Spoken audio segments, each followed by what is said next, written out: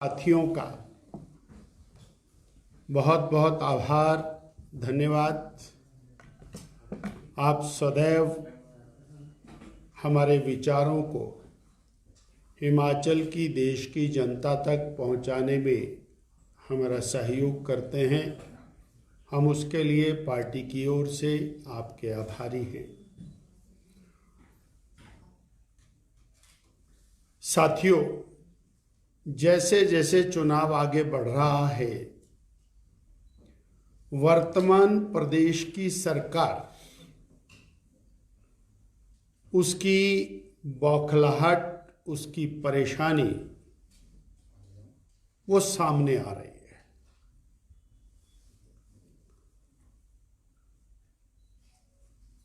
माननीय मुख्यमंत्री जी, उप मुख्यमंत्री,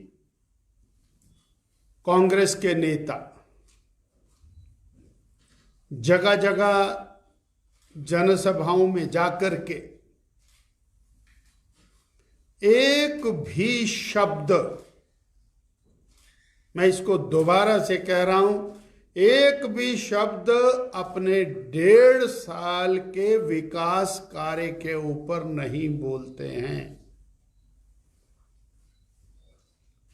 और मुख्यमंत्री जी सुबह गाली देना शुरू करते हैं बीजेपी को और शाम तक गाली देकर के समय व्यतीत करते हैं। 2022 में कांग्रेस की सरकार, सुखविंदर सिंह सुक्खू जी की सरकार सत्ता में आई, पहले दिन से गाली देना शुरू किया बीजेपी को। बीजेपी ने खजाना खाली रखा, इसलिए हम कुछ नहीं कर सकते, गारंटियां वारंटियां सब बाद में होंगी या नहीं होंगी, परंतु खजाना खाली है।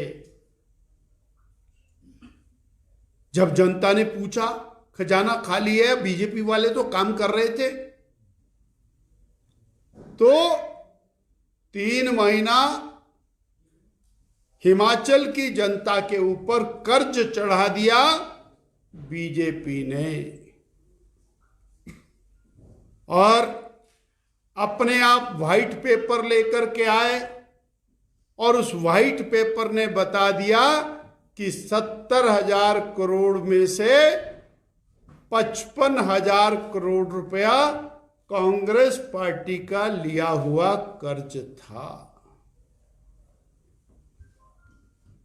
उसके बाद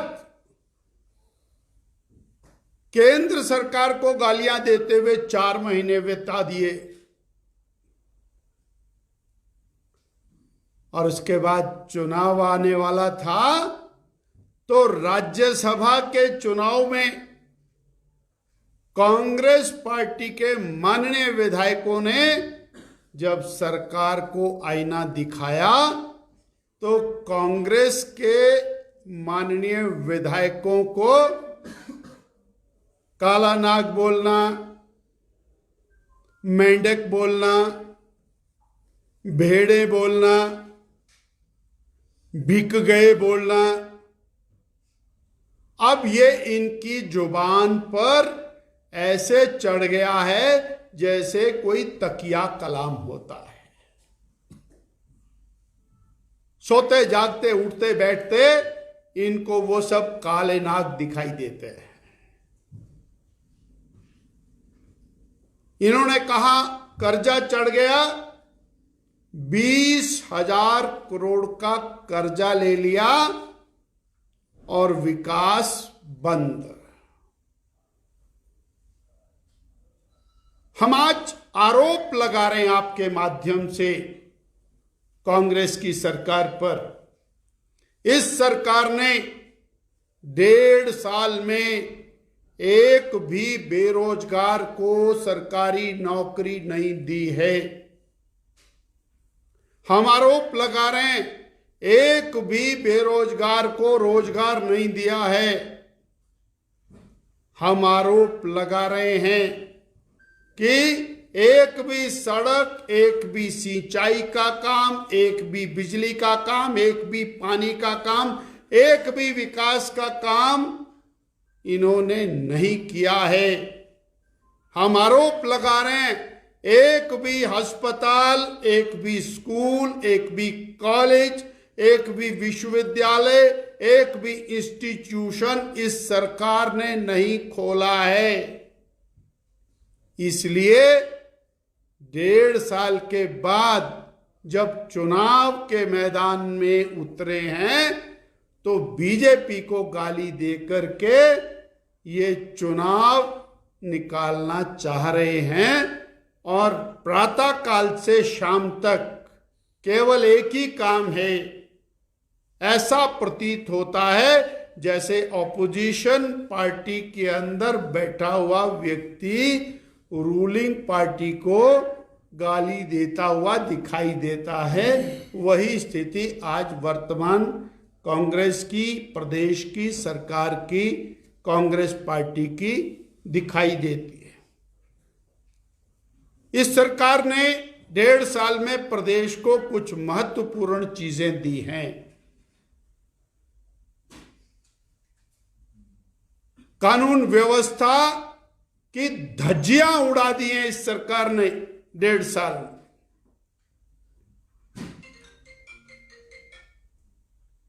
बलात्कार का क्रम रुकने का नाम नहीं है। शिमला के अंदर अबोध बालिका के साथ हुआ कुकर्म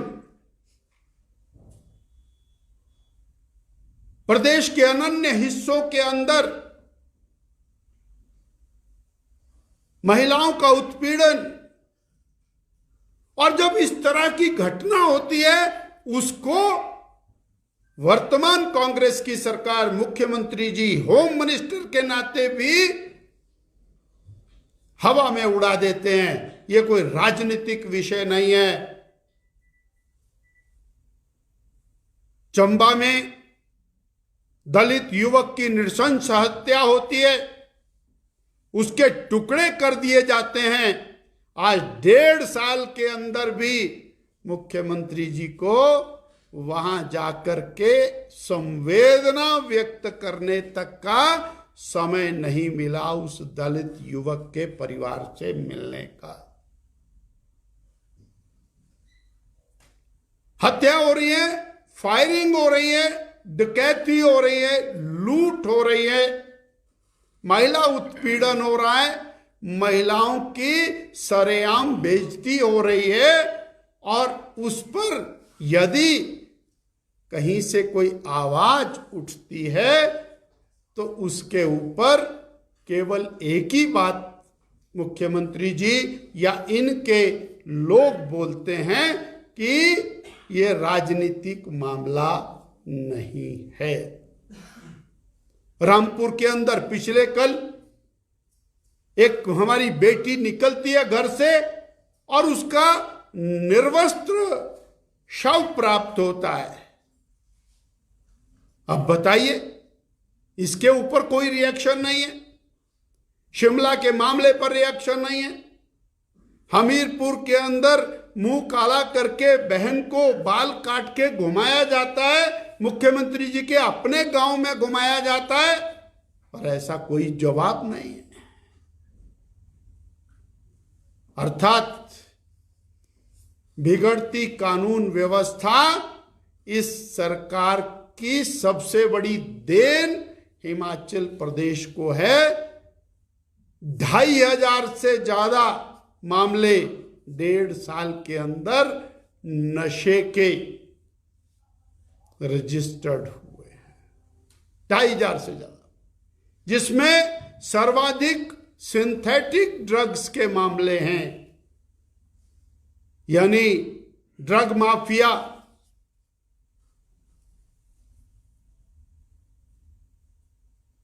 के ऊपर सरकार को कोई नियंत्रण दिखाई नहीं देता है। इसकी तुलना में भारतीय जनता पार्टी चुनाव में श्रद्धेय नरेंद्र भाई मोदी जी के गरीब कल्याण, महिला सम्मान, युवा उत्थान और किसान कल्याण के इश्यूज को लेकर के जनता में जा रहे हैं। जहां भारतीय जनता पार्टी ने 80 करोड़ गरीबों को निशुल्क में राशन दिया, अगले 5 वर्ष गरीब कल्याण का ये काम और बेहतर तरीके से जारी होगा। जहां 4 करोड़ गरीबों के पक्के घर बनाए, वहां 3 करोड़ गरीबों के और पक्के घर बनाए जाएंगे। जहां 50 करोड़ लोगों को आयुष्मान भारत के माध्यम से 5 लाख रुपए का मुफ्त इलाज दिया, वहां 70 वर्ष से ऊपर की आयु के हर व्यक्ति को 5 लाख रुपए का निःशुल्क इलाज उपलब्ध कराया जाएगा। और प्रदेश की सरकार और जो सूचियां भेजेगी उनको भी आयुष्मान में शामिल किया जाएगा। रेहड़ी वालों के लिए, फड़ी वालों के लिए, पटड़ी वालों के लिए स्वनिधि योजना, उसका विस्तार किया जाएगा। 10,000 रुपए की सहायता राशि को बढ़ा के 50,000 से 2 लाख तक किया जा रहा है। विश्वकर्मा योजना, जिसमें सुनारे, कुम्हारे, लोहारे, चर्मकारे, ऐसे जो दस्तकार हैं, उनके लिए इस योजना का विस्तार और ट्रेड्स में और राशि के लिए किया जाएगा। रोजगार सृजन के लिए जो हमारी स्वावलंबन योजना है, उसकी राशि को 20 लाख से बढ़ा के 50 लाख किया जाएगा। स्टार्टअप, स्टैंड अप इंडिया, दोनों योजनाओं को उनका विस्तार किया जाएगा। अर्थात जो 11.5 करोड़ किसानों को मिलने वाला 6,000 रुपया प्रतिवर्ष की राशि है, उसको 5 साल के लिए और दिया जाएगा। और साथ ही किसानों को बीज से लेके पैदावार तक विशिष्ट प्रकार की सहायताएं उपलब्ध कराते हुए उनके खर्चे को बढ़ा के आमदनी को बढ़ाने का काम किया जाएगा। ये भारतीय जनता पार्टी का एजेंडा है। और कांग्रेस पार्टी का एजेंडा है बीजेपी को गाली दो और आगे बढ़ो, बीजेपी को गाली दो और आगे बढ़ो।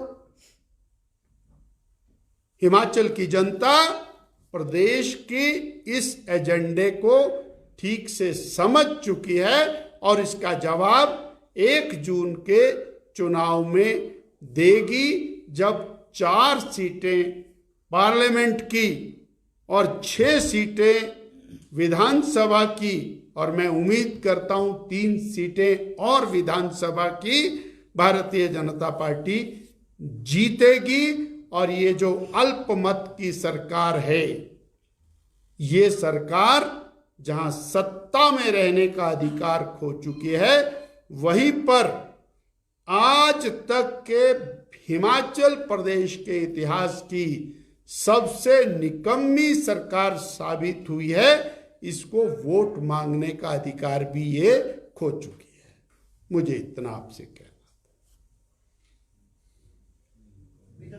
कानून और व्यवस्था का मुद्दा उठाया। ये ऐसी चिंता जब विपक्ष में होते हैं राजनीतिक दल, उसी वक्त रहती है। जब वो सत्ता में आ जाते हैं तो नजरिया बदल जाता है। आपके टाइम में भी, भाजपा के टाइम में कसौली जैसा गोलीकांड हुआ था, गुड़िया कांड कांग्रेस के टाइम में हुआ था, लेकिन आपकी सरकार रही 5 साल तक। पीड़ित परिवार अभी भी हाईकोर्ट में लंबित है, सुप्रीम कोर्ट से होता, उस परिवार को अभी भी न्याय नहीं मिल पाया है। जो संवेदनशीलता विपक्ष में रहती है, सत्ता में आने के बाद उसमें क्यों बदलाव आ जाता है? हमको सिंगटा साहब कंपैरेटिव चिंतन करना पड़ेगा। समाज के अंदर इस प्रकार की घटनाएं होती हैं, परंतु जो शासक है जो मुख्यमंत्री है, होम मिनिस्टर है, जिसको ये व्यवस्था देखनी है, वो कितना संवेदनशील है, ये अत्यंत महत्वपूर्ण विषय है।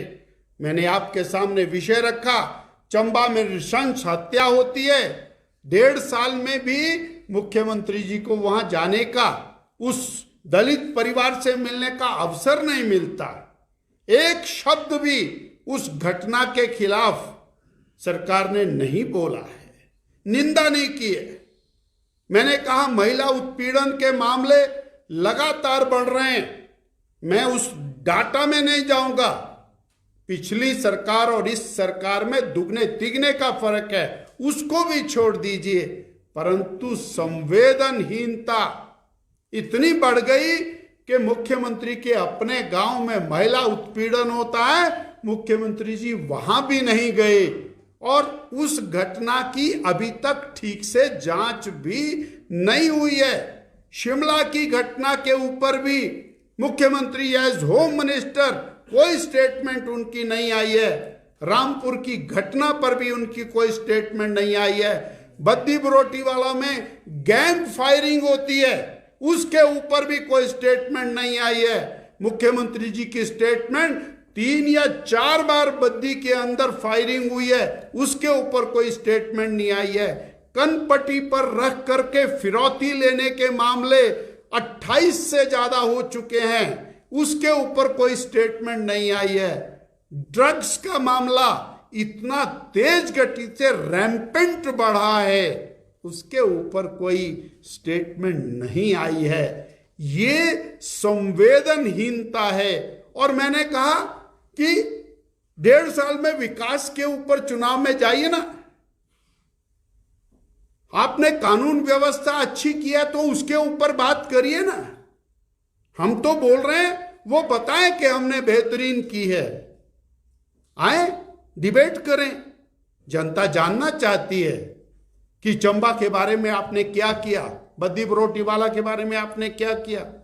मैं ये कहना चाहता हूं, इस सरकार ने केवल और केवल बिगड़ती कानून व्यवस्था हिमाचल प्रदेश को दी है।